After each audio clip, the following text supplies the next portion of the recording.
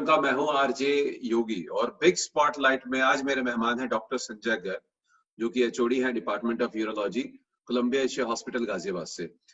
Before we move to the question sir, मैं चाहूंगा थोड़ा सा आप अपने पास्ट के बारे में बताएं, कितना एक्सपीरियंस आपका रहा है और अभी जो वक्त है इस वक्त आप क्या कर रहे हैं, हाल फिलहाल आप क्या कर रहे हैं? नमस्कार। Thank you Yogi for inviting me to your 92.7 big FM. मैं कंसल्टेंट यूरोलॉजिस्ट हूँ Columbia Asia group of hospitals Ghaziabad में। And to start with my medical career started in 1990 from SMS Medical College Jaipur. Thereafter I did my MS from Ajmer and super specialty MCH urology course from PGI Chandigarh. And thereafter I had been practicing in NCR, and now I am a perfectionist, or I would say I have expertise in laser endourology, especially laser endourology, renal transplantation and other reconstructive urology surgeries. So today, nowadays in this lockdown period, definitely it has been a difficult time for all of us, including the medical fraternity, and we have been educating patients and so that, but still in certain cases हमें कभी-कभी तो emergency surgeries भी करनी पड़ी, so that though in this COVID era also time has been tough, but we are hopeful and we are dealing with it and we'll all come out with flying colors. Perfect. And you are the frontline warrior also for us. Thank you. So, आज की जो हमारी बातचीत का मुद्दा है, topic है, वो है benign prostatic hyperplasia. But before we move to prostatic hyperplasia, मैं चाहूंगा सबसे पहले आप ये बताएं कि प्रोस्टेट क्या है, व्हाट इज प्रोस्टेट? प्रोस्टेट एक ग्लैंड है जो मेल सेक्सुअल ग्लैंड बोलते हैं, एक्सेसरी सेक्सुअल ग्लैंड, सिर्फ आदमियों में ही पाया जाता है। अगर हम दूसरी प्रजाति की बात करें तो ये डॉग्स में भी होता है, but we will consider obviously in males. Females में ये देखने को नहीं मिलता। इसका फंक्शन है सेमिनल फ्लूइड बनाना, और इसकी जो, जैसे आपने कहा कि आज हम बात करेंगे बीपीएच की, तो मैं थोड़ा सा बताना चाहूंगा कि ये होता कहाँ पर है। इसकी शेप एक एल्मंड शेप होती है, और ये जो पेशाब की थैली होती है, यूरिनरी ब्लैडर, उसके जस्ट नेक पे, माउथ पर होता है। और इसी वजह से जो भी इसके, जब बीपीएच, जब बिनाइन प्रोस्टेटिक हाइपरप्लेजिया होता है, तो जो भी सिम्टम्स आते हैं वो इसके प्रेशर की वजह से आते हैं, जब ये बढ़ जाता है। जी जी। तो मैं आपसे अगला सवाल जो मेरा रहेगा वो यही है कि जो कंडीशंस है इसकी, डिजीज कंडीशन बेसिकली प्रोस्टेट की, वो कौन कौन सी हैं कॉमन? बेसिकली जो प्रोस्टेट ग्लैंड है, इसमें मोटे मोटे तौर पे बात करें तो 3 तरह का इसकी डिजीज होती है। एक तो इसके अंदर इन्फेक्शन हो सकता है, जो कि कॉमनली यूरिन इन्फेक्शन का एक पार्ट हो सकता है। नंबर 2, इसका ग्रोथ होना, नॉर्मल ग्रोथ होना, जो कि 40 साल के बाद में एक सेकेंडरी फेस आता है ग्रोथ का, और ये प्रेजेंट करता है 50 प्लस में। इसको हम, अगर ये नॉन कैंसरस है तो इसको हम बीपीएच बोलते हैं, बिनाइन प्रोस्टेटिक हाइपरप्लेजिया। तीसरी बीमारी जो इसमें हो सकती है, that is cancer. Cancer symptom तो वही देगा, क्योंकि वो एनलार्जमेंट ऑफ द प्रोस्टेट की वजह से होते हैं। इसी वजह से ये देखा गया है और कहा गया है कि 50 के बाद में, जैसे हम बाकी टेस्ट कराते हैं, ब्लड बॉडी चेकअप होता है, शुगर का, ब्लड प्रेशर का, XYZ, इसी तरह एक serum PSA, prostate specific antigen, ये हम 50 साल के बाद में एनुअली अगर करें तो हमें टाइमली पता पड़ सकता है कि इसके अंदर कुछ ऐसे बदलाव तो नहीं हो रहे जो कि कैंसरस दिशा में जा रहे हो। बिल्कुल बिल्कुल। तो जैसा आपने कहा भी कि जो डिजीज कंडीशंस है उसमें BPH is one of them, तो मैं जानना चाहूंगा कि आखिर ये बीपीएच है क्या? BPH, benign prostatic hyperplasia, non cancerous growth of the prostate gland का साइज में बढ़ जाना, और इसकी वजह से जो दिक्कत आती है, जैसे मतलब 2 तरह के हम इसको सिम्टम्स में देखते हैं। ऑब्स्ट्रक्टिव सिम्टम यानी कि वाइडिंग सिम्टम, पेशाब करने में तकलीफ, मरीज को उसका जो धार होता है, फ्लो होता है, वो कम हो जाना, पैरों के पास यानी कि नजदीक गिरना। तो ये तो हो गया इसके डायरेक्ट प्रेशर सिम्टम्स, यानी कि जो जिसकी वजह से रास्ता रोक रहा है। ये धीरे धीरे करके उसको इरिटेटिव सिम्टम का मतलब है स्टोरेज वाइडिंग सिम्टम। पेशेंट या मरीज रात को कई बार उठता है, बार बार पेशाब जाना पड़ता है उसको, जिस समय पेशाब लगता है तो उसको एक अर्जेंसी होती है कि मैं तुरंत जाऊं वॉशरूम में, नहीं तो कई बार वो लीक भी कर जाता है। ये उसके सिम्टम्स होते हैं। जी। तो क्या रीजन है ये जो बीपीएच होता है, इसका क्यों होता है, कॉज क्या है इसका? Yogi ji, BPH is a multifactorial disease. इसके कई सारे कारण होते हैं, और हम ये बोलें तो ये बड़ा समझ पाना बड़ा मुश्किल है कि कोई एक पर्टिकुलर रीजन है इसका। Age factor definitely yes. After the age of 40 prostate gland में सेकेंडरी फेज ऑफ ग्रोथ होता है, यानी कि जो एक बचपन में थोड़ा बढ़ गया वो उसके बाद में 40 साल के बाद में ही बढ़ता है। अब सिम्टम्स आएंगे 50 प्लस पे, 50 प्लस पे। एक इसमें टेस्टोस्टेरोन डिपेंडेंट है ये। टेस्टोस्टेरोन मेल सेक्सुअल हार्मोन है। ये male sexual hormone prostate gland की ग्रोथ को गवर्न करता है। तो ये भी देखा गया है कि जब यही चीज इसकी ट्रीटमेंट में भी आती है, जो मैं आगे आपको बताऊंगा।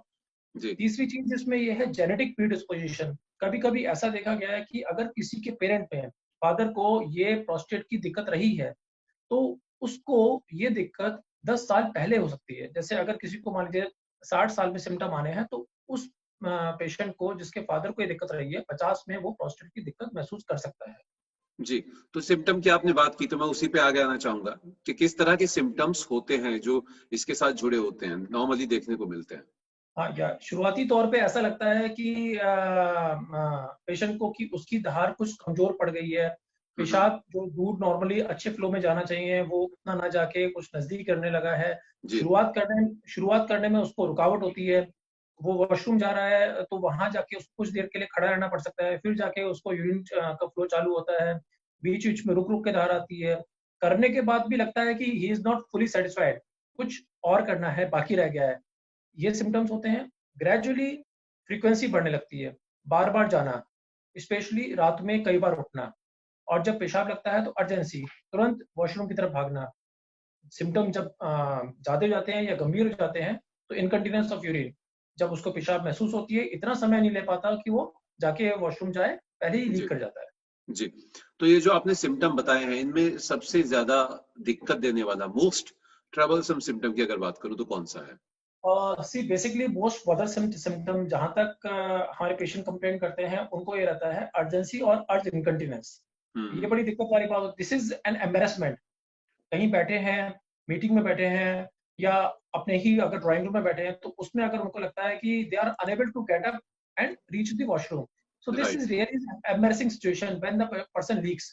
And the other thing is sometimes if patient lands up into detention, मतलब कि उसका पेशाब निकल ही नहीं पाता और फिर रुक जाता है, वो करने में असमर्थ होता है, ये भी उसके लिए एक बहुत परेशानी वाली बात हो जाती जी। जैसा अच्छा है कि मेरा पर्सनल क्वेश्चन है कि जैसा आपने कहा कि रात में बार बार उठ के जाना होता है, तो अगर मैं आपसे पूछूं इन नॉर्मल कंडीशन में, जिस इंसान को बीपीएच का प्रॉब्लम नहीं है, वो कितनी बार जाएगा तो कहा जाएगा नॉर्मल है ये?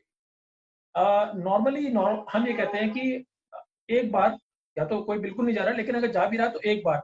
अगर कोई भी पेशेंट पे, नॉट पेशेंट नहीं, नॉर्मल इंसान अगर 2 बार से ज्यादा जा रहा है, तो हम ये कहते हैं कि he should go for some evaluation, अपना वो चेकअप कराए। यानी कि 2 बार तक जो है वो नॉर्मल कंसिडर किया जाएगा? हाँ, 2 बार तक हम एक्सेप्ट कर लेते हैं। जी लेकिन इससे ज्यादा है तो वो हम उसको नॉक्टूरिया बोलते हैं, रात को फ्रीक्वेंसी बढ़ जाना। जी। तो जैसा अब हमें ये पता चल चुका है कि बीपीएच है क्या, लक्षण क्या है, तो मैं जानना चाहूंगा आपसे इसके ट्रीटमेंट कौन कौन से अवेलेबल है हमारे सामने अभी? या डेफिनेटली। सबसे पहले हम ये, जैसे आपने थोड़ी देर पहले बात करी थी कि हम बॉदरसम सिम्टम के बारे में बात करते हैं, पेशेंट जी का मोस्ट बॉदरसम सिम्टम क्या है, क्योंकि इसमें हम पर्टिकुलर पेशेंट को ट्रीट कर रहे हैं, उसके साइज को या कितना बढ़ गया है, इससे मतलब नहीं है हमें। तो इसमें हमारे पास है मेडिकल थेरेपी और सर्जिकल थेरेपी। मेडिकल थेरेपी का मतलब है दवाइयों से ट्रीट करना। अगर उसके सिम्टम्स माइल्ड हैं और वो हमारी दवाइयों से ठीक हो जाते हैं, तो हमारे पास में broadly speaking 2 group of medicine हैं। उनसे हम्म, हम प्रोस्टेट के जो सिम्टम्स हैं उनको काफी हद तक कंट्रोल कर सकते हैं। जी लेकिन अगर लेकिन अगर पेशेंट को कोई प्रॉब्लम आ गई है, कोई कॉम्प्लिकेशन साथ में है, या वो दवाइयों से कंट्रोल नहीं हो रहा, सिम्टम बहुत ज्यादा हैं, तो हम सर्जिकल ओपिनियन पे या सर्जिकल ऑप्शन पे जाते हैं। जी जी।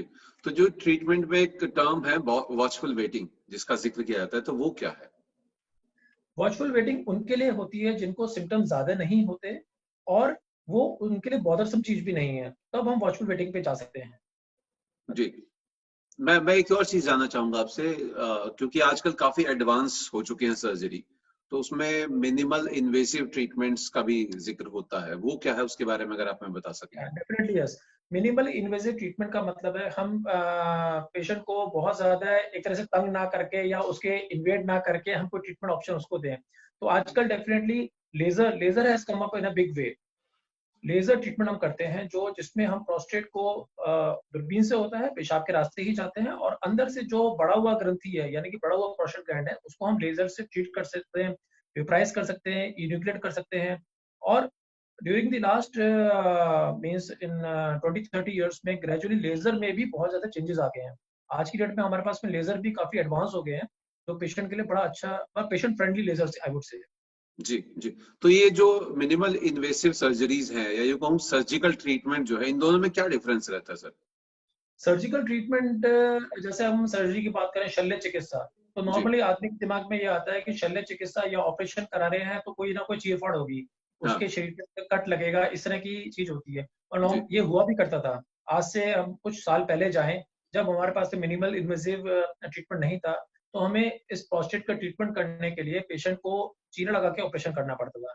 But with the advancement of technology और हमारे पास में हमारे आर्मेंटेरियम में डिफरेंट चीजें आ गई हैं, तो अब गॉन आर द डेज जब हम कट लगाते हैं या इंसिजन देते हैं। Now we treat this BPH with minimally invasive surgery, that is with the help of lasers and other things. अरे वाह, परफेक्ट। मैं आखिरी चीज आपसे जानना चाहूंगा सर कि आपकी तरफ से क्या सजेशंस या प्रिकॉशंस बताएंगे आप कि ये हर एक पेशेंट को लेना चाहिए, इस खासकर इस पैंडेमिक सिचुएशन में? सी बेसिकली obviously इस पैंडेमिक में जनरल प्रिकॉशंस तो हैं, we are all using social distancing हो गया, मास्क हो गया, बट इसमें बहुत इंपॉर्टेंट चीज है कि क्योंकि एक इसमें होता है urinary tract infection, prostate BPH में भी अगर उसको इन्फेक्शन हो जाएगा तो डेफिनेटली एक प्रॉब्लमेटिक चीज है। तो अगर आप इसको रिलेट करें, जैसे कम से बुजुर्ग लोग स्पेशली, हम भी एहतियात बरतते हैं कि more than 65 years of age बाहर नहीं निकलना चाहिए। तो इसमें मैं ये ऐड करना चाहूंगा, क्योंकि ज्यादातर यूरिनरी ट्रैक्ट इन्फेक्शन जो होता है, कई बार ऐसा देखा गया है कि हम बाहर जाते हैं, गंदे वॉशरूम इस्तेमाल करें या पब्लिक टॉयलेट से इस्तेमाल करें, तो उससे भी कैच कर सकते हैं। तो अगर हम इस इरा में, खासतौर से इस इरा में अगर हम बाहर ही नहीं जा रहे हैं, तो chances of urinary infections are reduced. तो डेफिनेटली दैट आल्सो अफेक्ट्स कि भाई ये कम से कम ये वाला जो है इन्फेक्शन वाला पार्ट नहीं कैरी कर पाएंगे, नहीं होगा। तो इस एरा का आपने पर्टिकुलरली पूछा, तो मैं ये बहुत इंपॉर्टेंट पॉइंट बताना चाहूंगा कि कम से कम बाहर निकलिए, जरूरत पड़ने पर, हो सके तो घर पे रहिए, जिससे कि आप बाहर की बीमारी घर में नहीं लाएंगे। परफेक्ट। एक चीज और मैं ऐड करना चाहूंगा यहाँ पे सर, कि अगर कोई प्रॉब्लम है तो डॉक्टर से कंसल्ट जरूर करें, भले ही ऑनलाइन कंसल्टेशन आप लें, उसको डिले ना करें। आई थिंक ये बहुत जरूरी चीज है। या डेफिनेटली आजकल डिजिटलाइजेशन या digital media and specially this is helping us a lot, not only us but in fact to the patient.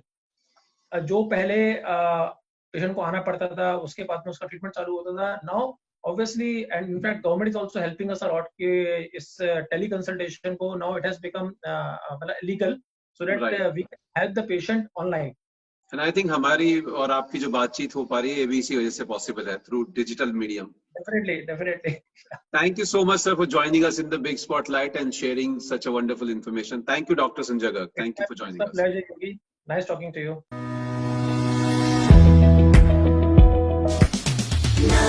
92